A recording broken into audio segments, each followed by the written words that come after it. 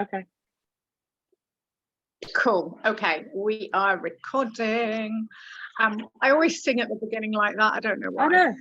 It's great. Thanks so much for agreeing to do this. Not at all. I just think it really helps to hear the client story, basically, of kind of where they were, where they are, what they've experienced during the journey, so to speak. Sure. So what I'd like you to do to start with, please, is kind of just a brief outline of where you were when you got in touch with me, what made you get in touch with me, problems, issues, etc., that sort of side of things. Okay. Well, I'd just come back from a very boozy summer holiday, and I felt shocking. I didn't just feel huge, and I felt tired, unhappy, and I think that's been the sort of end of probably 18 months, maybe 2 years of feeling pretty low about a lot of things. You know, I'm well into the menopause, so I'm over 50, so I'm 6 years into the menopause now. So I was well into that. So I thought everything had balanced off, and I thought, yeah, okay, my hormones are right. I had got into that cycle the sort of 6 months before we went away of trying lots of different things and never really getting anywhere. I mean, I have tried literally every diet, from soup diets to keto to no carbs, and some have been really successful and some haven't been successful, and some have been successful for a period of time, and then obviously everything goes wrong. So I think I've got to that point when I came back of total confusion. I knew I needed to lose a couple of stone, but more importantly, I know I needed to feel better, because I felt shocking. And it was a question then of, right, well, what do I do? And where do I go? And who's actually going to support me, or what can I do that's going to support me? And support me in the way that I needed to be supported, rather than just saying, you know, you need to eat X amount of calories, here's your macros, etc., and off you go.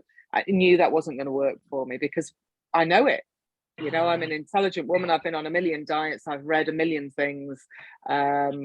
And I knew how many calories I would need, and I knew how many, what exercise I'd have to do. But I needed somebody to have my back, I think is the best way of saying it. I needed somebody in my corner that was going to get it and understand me. And then I found you. And what do you think your biggest learnings, your biggest takeaways, your biggest changes since we've been working together? Oh, I mean, they're the hard one, sorry. Yeah, they're endless, really. I think the most important thing is, well, there's several important things. One is I've got a better grip on proper nutrition. I'm not frightened of carbs. I'm not frightened of eating something that I like. I've realized that I am not an all or nothing person, that we give ourselves these titles of, you know, shit or bust type thing, where you are either on it or off it.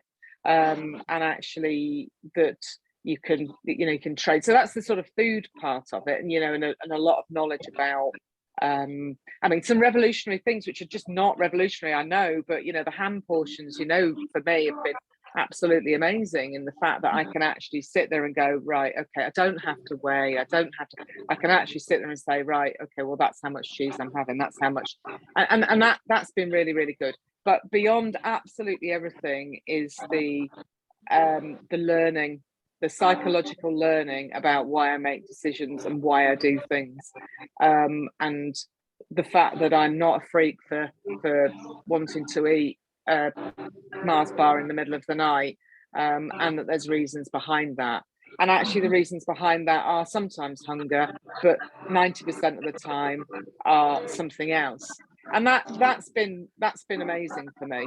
And I think that's changed lots of aspects of my life rather than just the diet. And I'm really pleased I've lost the weight. But it's not really been about that. And it started off being like that, but it's not really ended up by being that. Does that make sense? It totally does. And that's why I put all the mindset stuff in, because I genuinely don't believe that you can get the result that you want without looking at what's going on in here as well. No, I think you know, I think you could probably, for the first 4 weeks, get, you know, it's like anything, isn't it? And I think we've talked about this before, is that, yeah, you know, I think I could have probably, back in August, I probably could have gone on any diet for 4 weeks.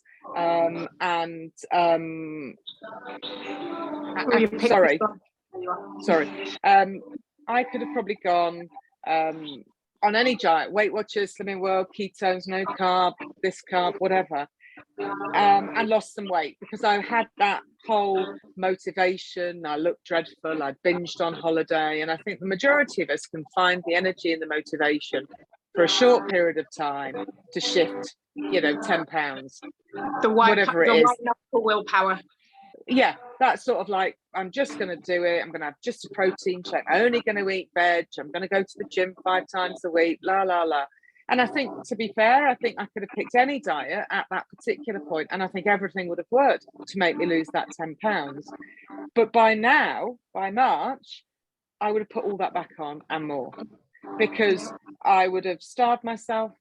I'd have felt dissatisfied. I'd have overtrained in the gym. I would have then thought, oh God, that's not working, as I stopped losing the weight, and I'd have found something else to try and do. Or I'd have thought, sod it, I may as well just go and binge, because it's not going to work.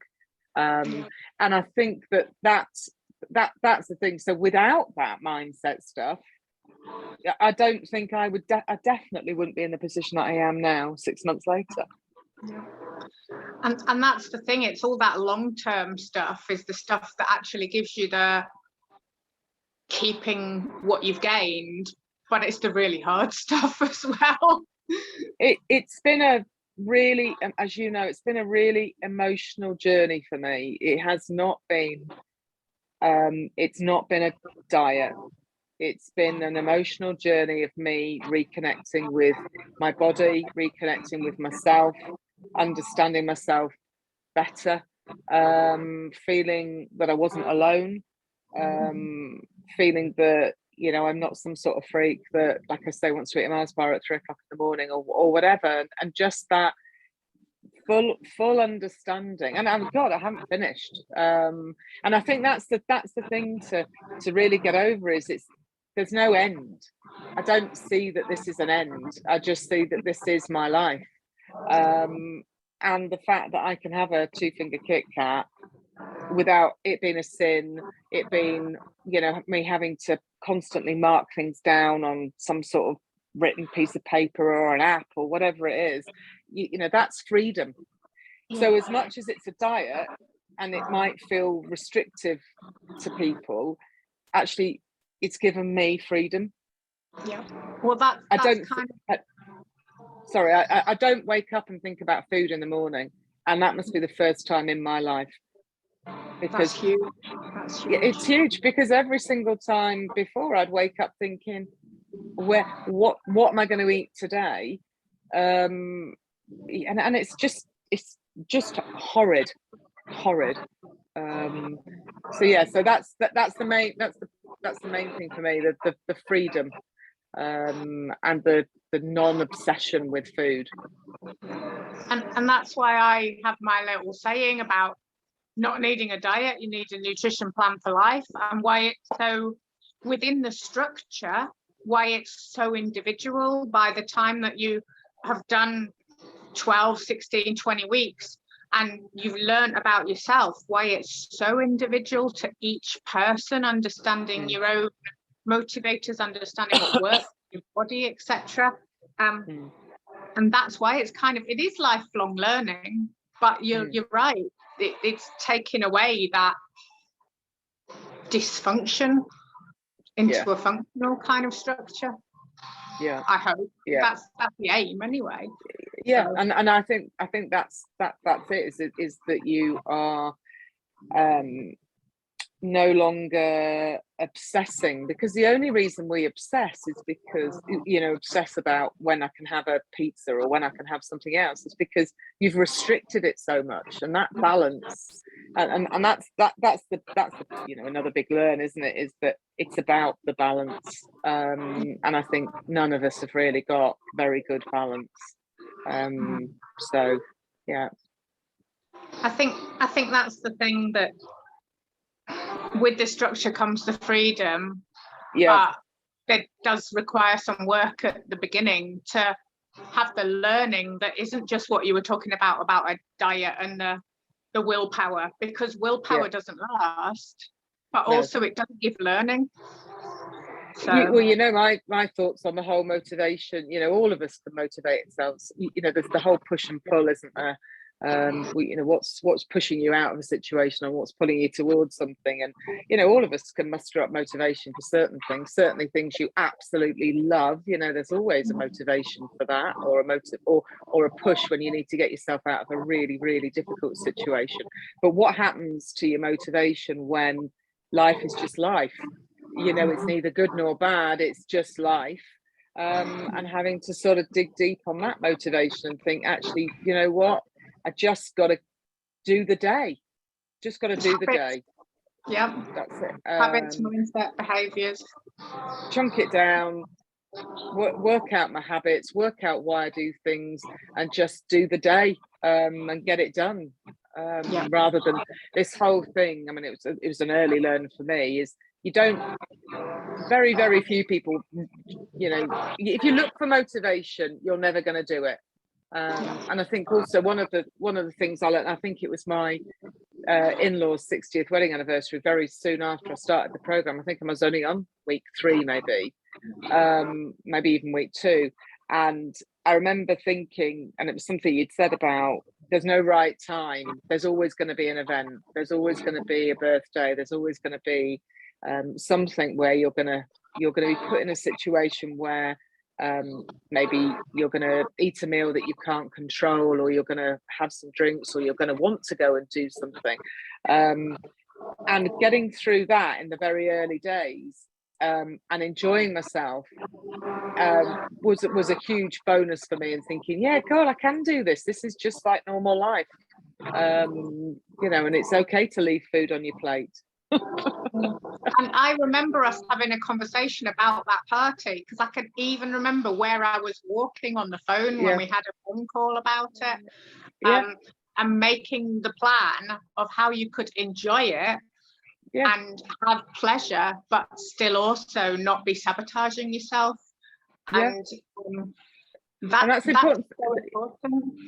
It was. I mean, I've been on 3 holidays, or I've had 3 occasions, so holidays, 1 holiday, and I've managed to go have a good time, but without binging and without going, I'm on holiday, so I'm going to. But a lot of that comes down to the habit that I'm a big fan of the habits, and it was really apparent. So really easy for me. So I know that we've had this conversation. White wine and granola are 2 of my, I can't remember what you call them, but they are the sort of devil foods, that if I have 1 glass of white wine, I will have the bottle. And if I have 1 tablespoon of granola, I can finish the whole packet.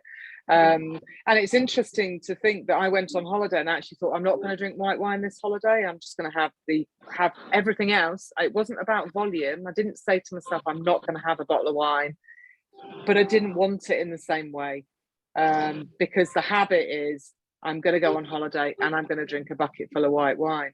So, those sort of simple things, and that's only because you've taught me that, and the fact that I don't need to binge because I'm on holiday. And that's the thing, that it's about. I said, like, when I did it in our WhatsApp group about knowing your enemy, about the granola stuff. Yeah, it's killer. It's about knowing that some of the cutting out of things is actually functional, not dysfunctional, because it's not serving you to have it in. Whereas other things, the moderators, the abstainers, all of that stuff, the things that make you have pleasure without going off track. But again, it's so individual, but it's about knowing that there's not one rule that fits with everything and everyone. It's very empowering, I think. But I think you've taught us to look at that individually. I mean, it was interesting that everyone had the granola issue, but you know, but I think that it's about looking at it individually. So I've realised that alcohol per se isn't my issue. That white wine is my issue. So actually, I can moderate alcohol. You know, I can obviously moderate alcohol, but when it comes to white wine, it's a killer for me. And it's a bit like the granola. I started that, you know, it's the same thing.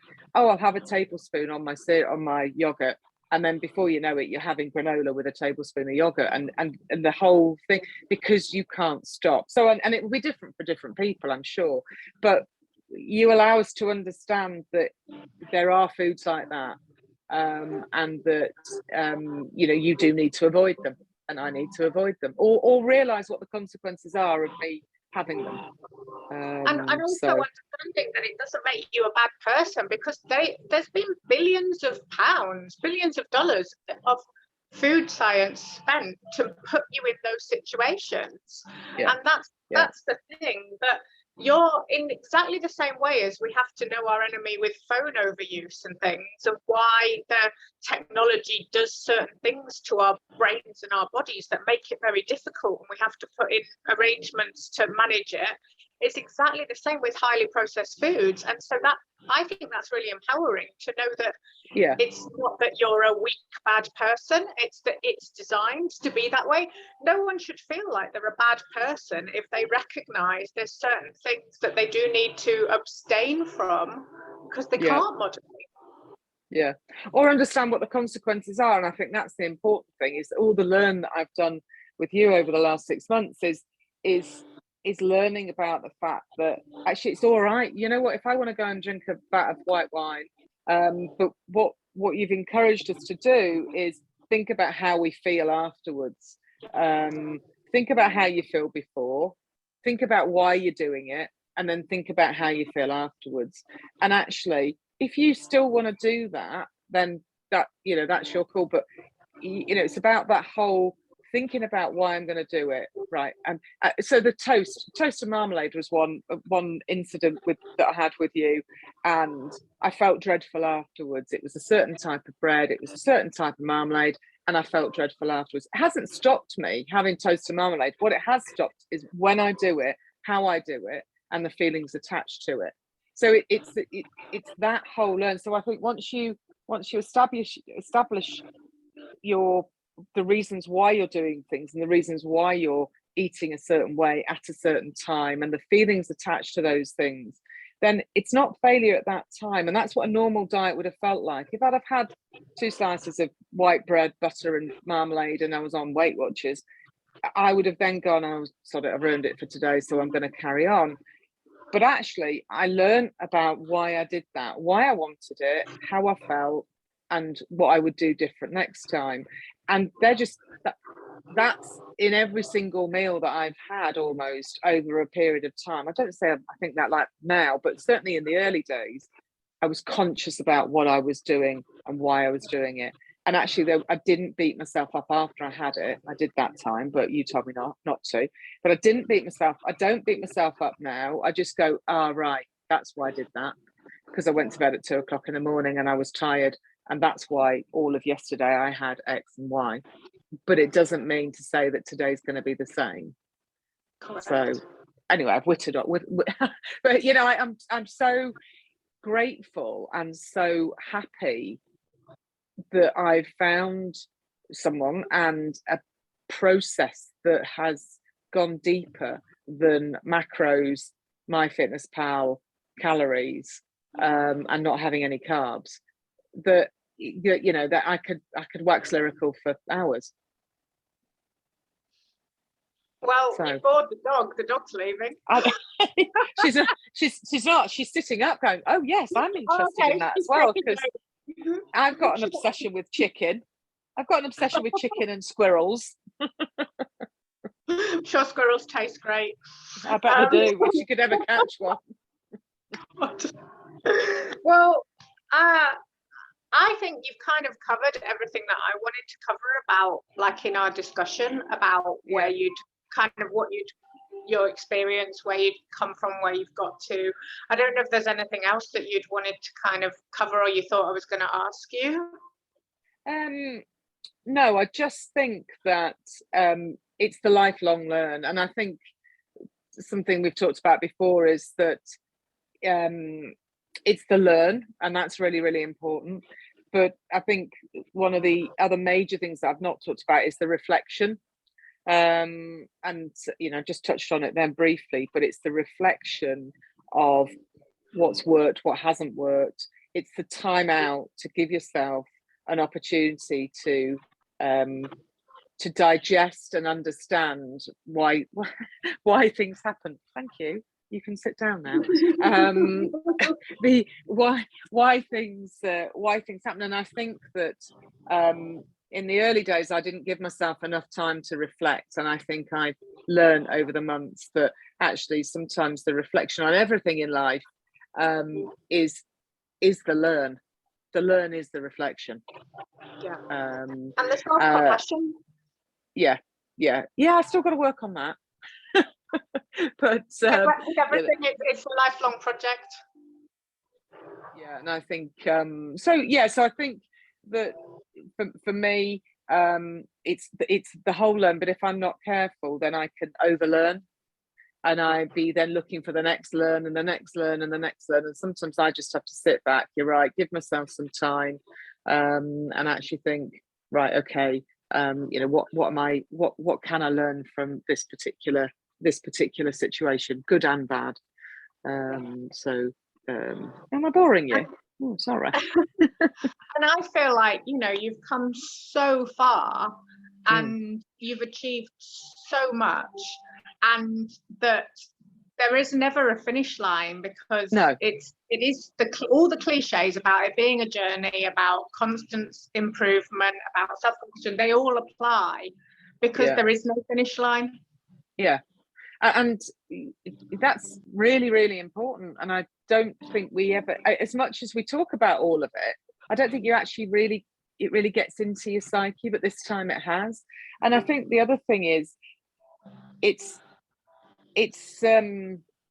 for me, it's forgetting about how I look. I think, there was a conversation in one of the sessions that we had as a group that, the realization that actually I am over 50 and I want to be fit and I want to be healthy and I want to look, as good as I can. But actually the comparison of looking at a 30-year-old body or a 20-year-old body or whatever, the realization that it doesn't matter how much weight I lose, that actually you'll never look like that again. And that whole thing then sort of spins it from being a weight loss diet, looking great, bikini ready, all that rubbish, to actually something much deeper, much more consistent, and much more something that you can that is lifelong, rather than this sort of like, oh, I'm going to be beach ready. Well, I will be beach ready, but I'm certainly not going to look beach ready like my daughters do. That's never ever going to happen. You can look as good as self. You can be as best you can, but actually it was less about what I look like, much less about the scales. I've not really got on the scales. I just don't, and that's been a big thing for me that you've taught me, is that I haven't got on. I think I got on when you told me to, week 4, week 8, week 12, and I think that's been it, and I haven't weighed myself since. And to be able to fit that in, as well as other people have used My Fitness Pal, other people have used macros, etc., and I haven't, and you've been able to, and I've still had results, and I've probably had equally as good a result as other people, but just doing it in my way, or a way that you've helped me, rather than doing it in a, you need to do this, you need to do this, you need to do this. So so there's some extra bits that I wanted to say, really. Well, I think I have probably taken up enough of your time, so I'll let you get on. Great. Thank you so much for agreeing to do this. As I said, I think you've done a fabulously. Thank you for entrusting me with helping you. I think you do, like, most people don't want to do the photos, the measurements, the whatever at the beginning, but I think when you did your comparison, you were like, oh my God, I'm so glad I did, because you could see how absolutely. I honestly, I really, really hated the photos, as you know. I absolutely did. Measurements less so, but the photos, I was like, no, I can't do this. I didn't even look at myself naked. It was so repulsive. And not because of the fat part, but just how sad my body looked, how I disrespected it to the point that it looked unfit. And and that upset me, I think, more than anything else. And you're absolutely right. When I did the comparisons, it completely blew me away. I never ever thought that I was as fat as I was, or looked as sad, like I say, as sad, and that actually it was possible to have a body that looked like, a fit, healthy 50-plus-year-old, rather than a sad, fairly depressed middle-aged woman. So yeah, I mean, that's been great. And I'm not bothered if I don't lose any more weight. I'm not even in that situation. I don't weigh myself, so I've got no idea where I am compared to how I was when I finished the program, i.e. the end of the 12 weeks. But it's irrelevant to me now. It's all about carrying on, for me, doing a bit more of the exercise. I think that's going to be the important thing for me, so I can build on my strength.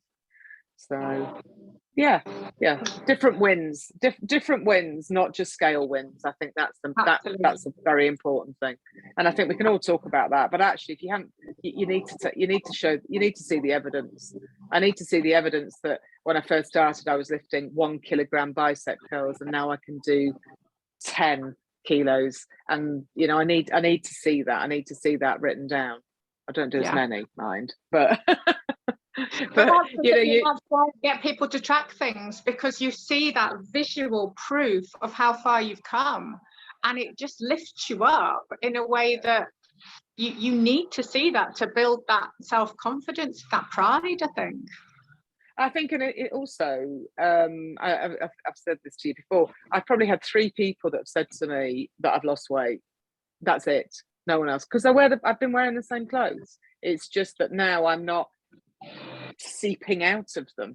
I'm not, they're not skin tight, and actually I have gone down a dress size, but for me it's about that, being able to lift that extra weight. And you're right about the tracking, and I was really anti it to start with, and I didn't want to do it, and I didn't want to do the photos, I didn't want to track, but actually it's been, this is the whole reflection piece. When you actually sit there and reflect back, you can actually think, yeah, I am all right, I've done pretty well, and even if I haven't lost 6 more pounds or gone down a dress size, I think what I'm trying to say is it takes a lot to go down a dress size for somebody. Me, I'm 6 foot tall, so for me it takes a lot to go down a dress size.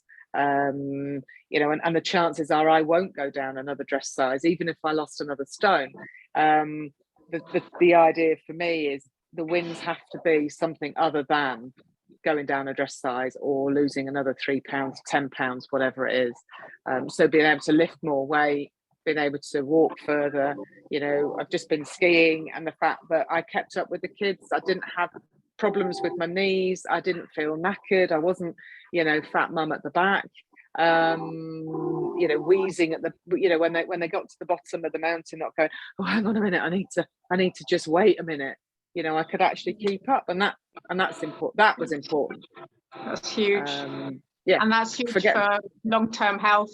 And absolutely, maybe that's the best thing to leave it on, is that we've improved your long-term health and longevity, and your ability to be a strong, independent woman into old age, which obviously old age is a long way away, but we're laying the groundwork for 20 years time. Yeah, and also the fact that you can do the things that you want to do. So it's all about, how does something improve your life? That's the whole that's the whole gain, isn't it? The gain in anything I do in life has to be, how's this going to improve my life, and how's this going to improve my family's life, etc. And just by being able to ski together as a family, for example, you know, that's enough. Forget about the rest of the learns. That is enough. So thank you from the bottom of my heart. It's been amazing. You're very welcome. And well, I'll see you soon. I'll speak to you very soon. Thank you so much for doing this. I'm going to press record now. I feel like we could talk forever, but that's us. We always gotta go. So I'm going to All press right. stop. Have a good day. Thank you. Just there we go. Hang on, I'm doing it wrong.